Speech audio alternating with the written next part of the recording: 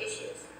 On one end, on the positive side, medical researchers and professionals say that it's a breakthrough in the industry. It enables them to clone organs so that their patients can get organ transplants, or they can get reattached missing limbs, etc.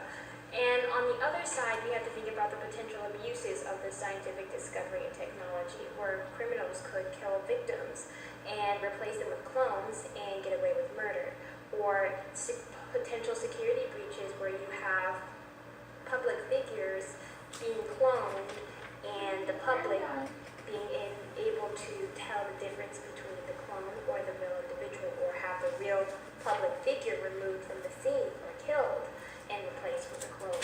You see what I mean? Yes. When it comes to scientific discovery, I notice in the United States what we do is we allow the new discovery to run first and then we'll regulate it later. But we can't do that. We need to be very intelligent about this. We need to first get a team of professionals in a diversified field so we can analyze the pros and cons of the matter and install policies that will minimize the negative repercussions of this new discovery and how it can be potentially breached and used for criminal purposes. And I think the public will feel more comfortable about new scientific discoveries and technologies, knowing that we have policies in place to protect people, and we don't just protect as we go along or on a case-by-case basis. Yes. Okay, now I would like to know, as a political scientist, what is the importance of distinguishing between human rights and civil rights at this present time? Well, the difference between human rights and civil rights is very important because it lets us know what is the highest value. And the highest value is human rights. Human rights takes precedence over civil rights. Civil rights is about the citizenship rights, what rights you have as a citizen in terms of your civic engagement, your right to vote, your right to, information access, transparency, civic engagement, things of that nature, your identity documents, etc. When it comes, however, to human rights, it's about what your rights are as a human being on Earth, and it deals with our values on human life and the dignity of that human life and the right to self-actualization, to reach your highest heights, to reach your full potential. So education would fall under as a human right as opposed to a civil right. Do you see what I mean? Yes.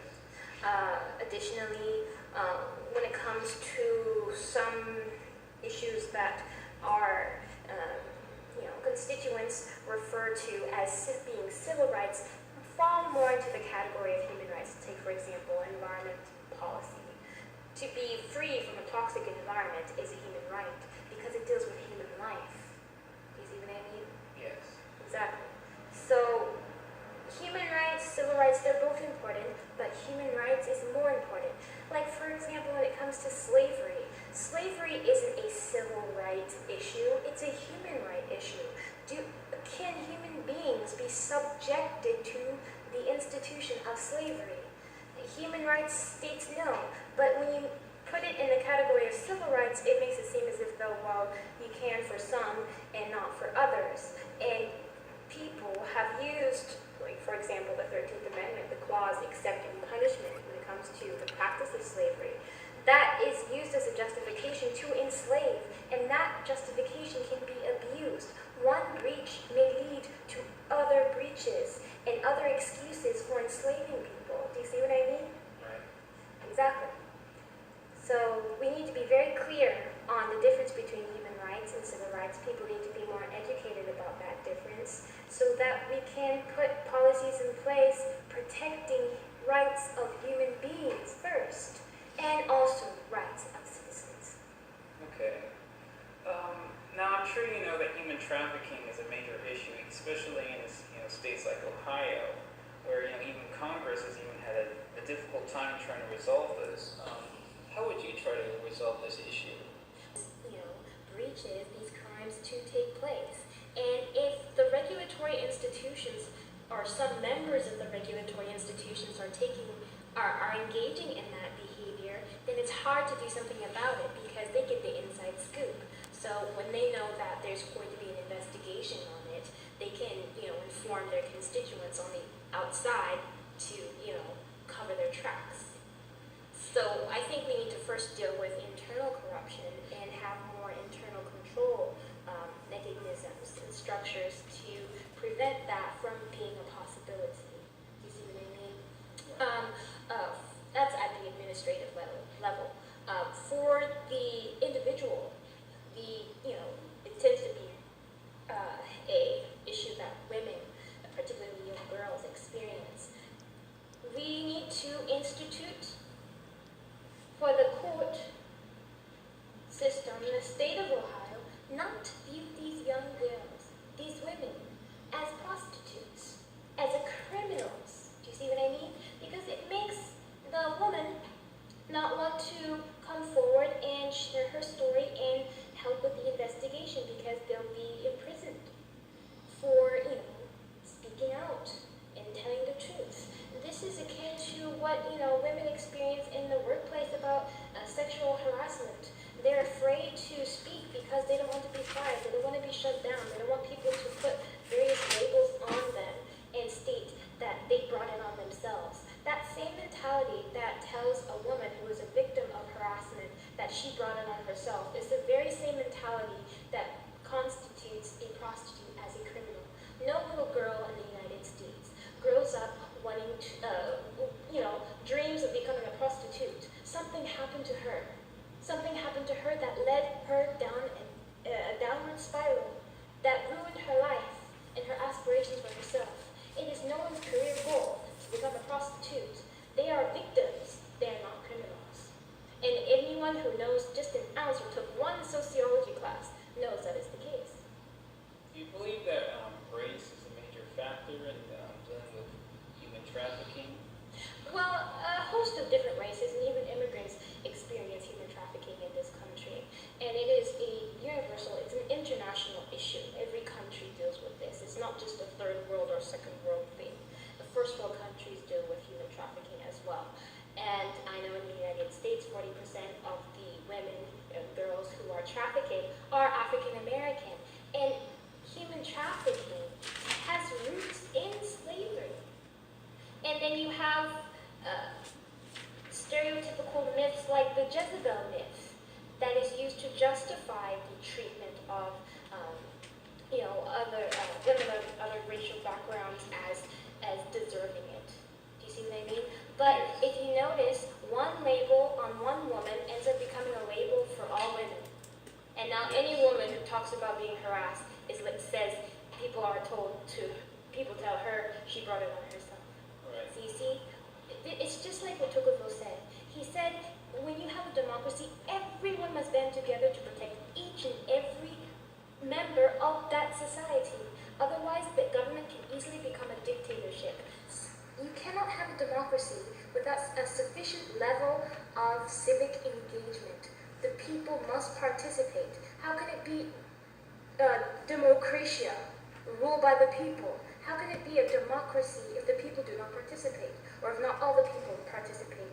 It must be instituted for the people to participate. It should not be a choice. You are a citizen, you must vote. In other countries, you have to vote. You must participate. In, Greece, where the modern Western construct of democracy comes from, the citizens all voted, and the citizens all had property. You could not be a Greek citizen and not have property. And if you notice, those who are voters tend to also be property owners. Because originally, I think it was Thomas Jefferson who coined the term the pursuit to life, liberty, and the pursuit to property. But it was changed to happiness. But people's happiness is in their property because their property protects their family. These girls tend to come from broken families, or there's something wrong in the household, and they get, tricked and swept over to the side. And this happens to girls of all classes.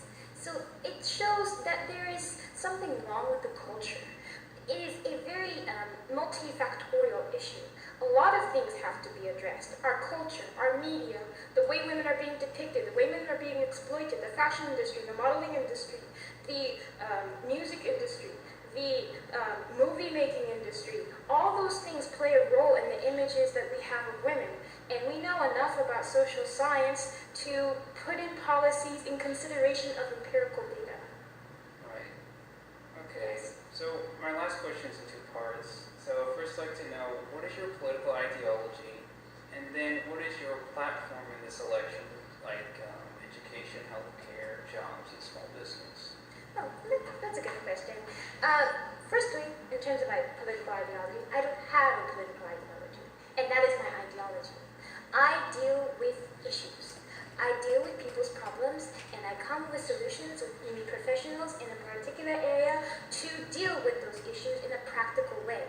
I'm what you call a political realist. So you must solve problems realistically.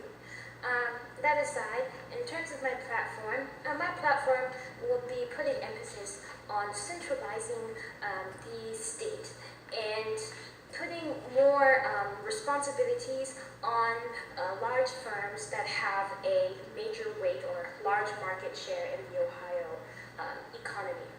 Because as it stands right now, a business does not have any they do not necessarily have any legal obligations to the economy. Like take, for example, just last year, and it's still going on even now, there's articles about this. President Trump had a tax bill where he allowed a lot of companies to get tax credits or tax breaks for their foreign assets or something like that. And they got a lot of money as a result of that tax policy. And instead of using that money the way the president intended to boost the economy, they used that money to reinvest in themselves and boost their stock prices and make their investors happy. Do you see what I mean? Yes. And that's perfectly legal because they can do whatever they want with their money. They don't have to help the economy. It's only on their whim or if they just of the goodness of their heart decide to create more jobs. Do you see what I mean? That should not be so. A business, it has a kind of quasi-government kind of position. They have a lot to do with the economy, and they're interacting with people's lives, a lot of people's lives. You are more likely to interact with a business than a government office. So when we think about all these things, we need to make it more oriented toward altruism. Our system is too secular. It's too selfish. And you cannot have a society that is we the people and is selfish and institute selfishness, where you state that the individual is the primary unit in society, when you cannot have a society with one person. You need a society of different people with different roles and obligations to one another.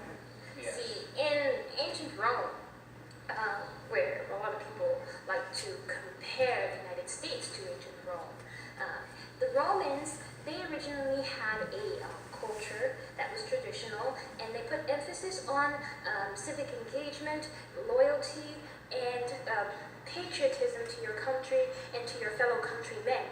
That was considered the highest honor, to have a role in that way. And then when the Greek started influencing the Romans, they became more secular, more selfish, and more vain, and into their own ego and their status making. And this is what caused all those different wrestles for power that we saw. And I believe, and there is evidence that indicates that the same is the case for the United States. When the United States started becoming more secular and put less emphasis on family values and more on personal individual values and personal achievement and attainment and whatnot, then you had a society that is more selfish. And then there's more scandals that take place, more money laundering, more harassment scandals. There was several that took place last year. And it's getting ridiculous. We know too much as scholars, as professionals, to make the same mistakes without intending to do so. And the people should not keep tolerating these breaches of trust and this lack of transparency and this lack of responsibility and accountability. Do you see what I mean? I do. Yes. Okay, so Well, in terms of my platform, though, I didn't answer your question about the platform. In terms of the platform, like with education, I would try to put more emphasis on developing the intellect of a child. Critical thinking isn't given a direct and specific place in the classroom. It is given a question here, a question there in each and every subject. But children must learn how to think independently and how to analyze material, any material.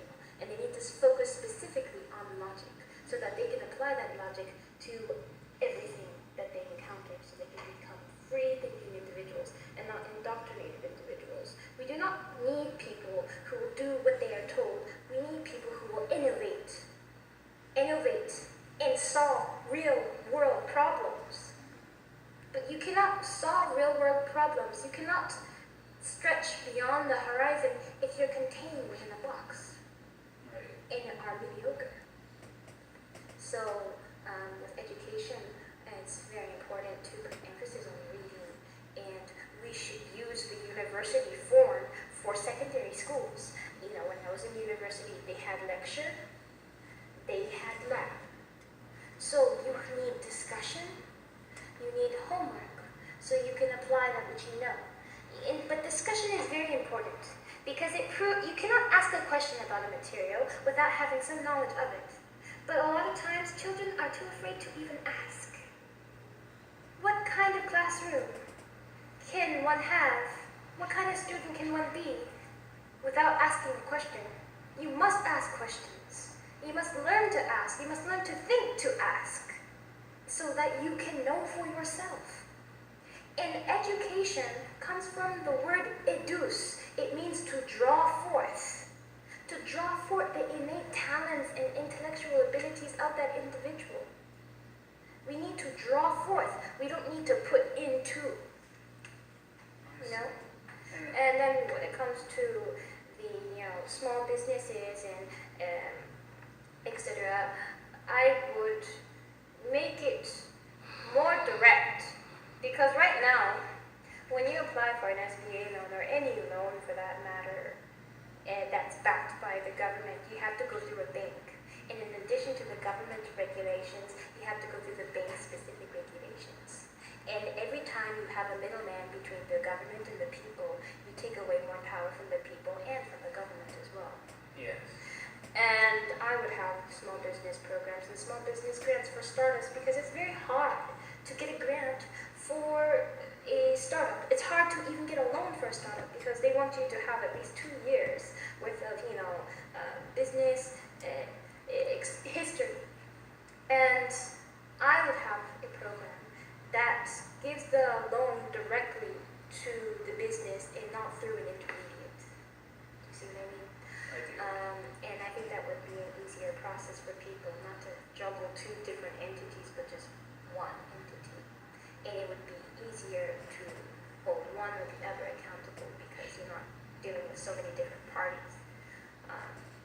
Additionally, there should be mentorship programs where small business entrepreneurs can be mentored by a business development specialist that helps them in every phase of the business development, from start, to upward and onward. Like from the business plan to the marketing and the resources and the funding, etc. To guide them along the way.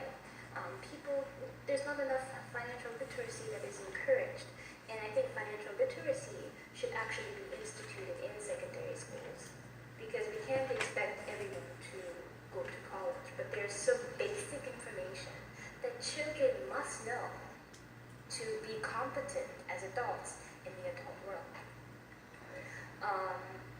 Furthermore, as it pertains to jobs, the industries are too disorganized. We have different industries, but we don't necessarily institute industries unless those industries just so happens to have a professional association.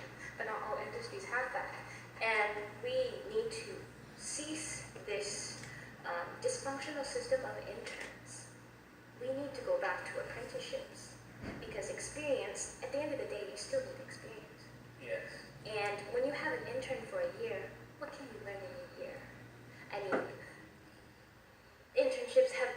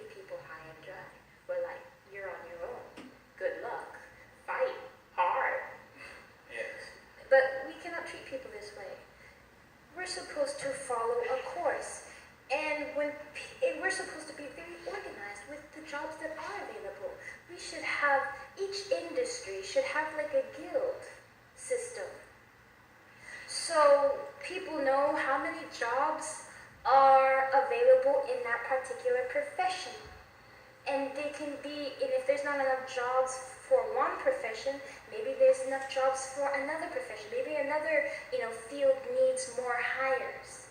And then companies can go through that guild to, get their employees. Do you see what I mean? Yes.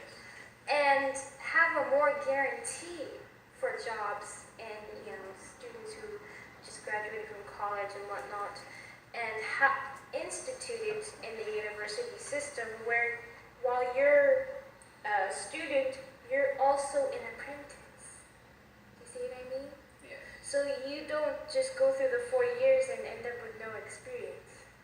Or maybe only a semester's worth of experience for your capstone. This does not make sense. So I think if we're more organized with our economy, particularly in the labor market, people's needs can be met. Okay.